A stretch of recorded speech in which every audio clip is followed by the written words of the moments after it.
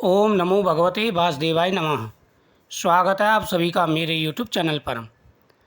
व्याघ्र कहने लगा कि हे महात्मन, भगवान विष्णु कैसे हैं, उनको कैसे जाना जा सकता है और वैशाख धर्म क्या है जिससे भगवान प्रसन्न होते हैं। व्याध के इस प्रकार पूछने पर मुनि कहने लगे कि सर्वशक्तिमान निर्गुण स्वरूप, विश्व सच्चिदानंद स्वरूप और संपूर्ण चराचर के स्वामी भगवान अनंत हैं। अब मैं उनके लक्षण बताता हूँ जिससे उत्पत्ति, स्थिति, संहार, आवृत्ति, नियम, प्रकाश, बंध और मोक्ष होते हैं। पंडित लोग उसी ब्रह्म को विष्णु कहते हैं। ब्रह्मादिक देवता सब इन्हीं के आश्रित हैं। इतनी कथा सुनकर व्याघ्र कहने लगा कि हे ऋषि, प्राण सर्वश्रेष्ठ क्यों माने गए हैं, यह बात मेरी समझ में नहीं आई। तब शंख कहने लगे कि हे व्याघ्र, प्राचीन समय में नारायण भगवान कमल योनि में ब्रह्मादि देवताओं की रचना करके कहने लगे कि मैं ब्रह्मा को तुम्हारा राजा बनाऊंगा और जो कोई तुम में सर्वश्रेष्ठ हो उसी को तुम युवराज बनाओ। जब देवताओं ने यह बात सुनी तो आपस में युवराज बनाने के लिए वाद विवाद करने लगे और जब कुछ निर्णय ना हुआ फिर भगवान को कहने लगे कि हे प्रभु, हमको तो कोई भी सर्वश्रेष्ठ दिखाई नहीं देता, इसका तो आप ही निर्णय कीजिए। भगवान ने हंसकर कहा कि मेरे विराट रूप में जिसके निकलने से शरीर गिर पड़े और फिर प्रवेश करने से शरीर खड़ा हो जाए वही सर्वश्रेष्ठ है।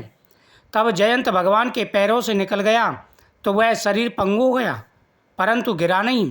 इसी तरह गुहेंद्रियों से दक्ष के निकल जाने से संट कहा गया, हाथों में से इंद्र के निकल जाने से हस्तीन कहा गया, नेत्रों से सूर्य के निकल जाने से अंधा कहा गया, जिह्वा के वरुण निकल जाने से अरसख्य और मन को चेतन करने वाले रुद्र के निकल जाने से तो जड़ कहने लगा, परंतु देह गिरी नहीं वरन पूर्वत सब कार्य होते रहे।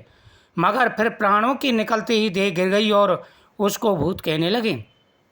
तब सब देवता आपस में विस्मय करके कहने लगे कि हम में से जो इस देह को उठाने में समर्थ होगा वही सर्वश्रेष्ठ एवं युवराज होगा। सबसे प्रथम जयंत ने पैरों में प्रवेश किया तो पंगुपन तो हट गया परंतु शरीर नहीं उठा।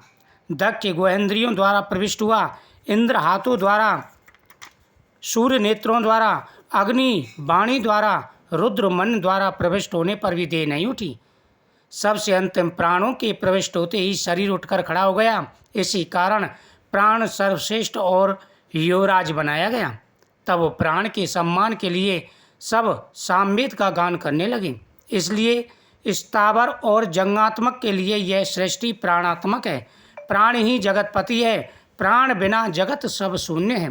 व्यक्ति में प्राण को सर्वश्रेष्ठ कहा गया है, चाहे जीव हो या मनुष्य हो या देवता।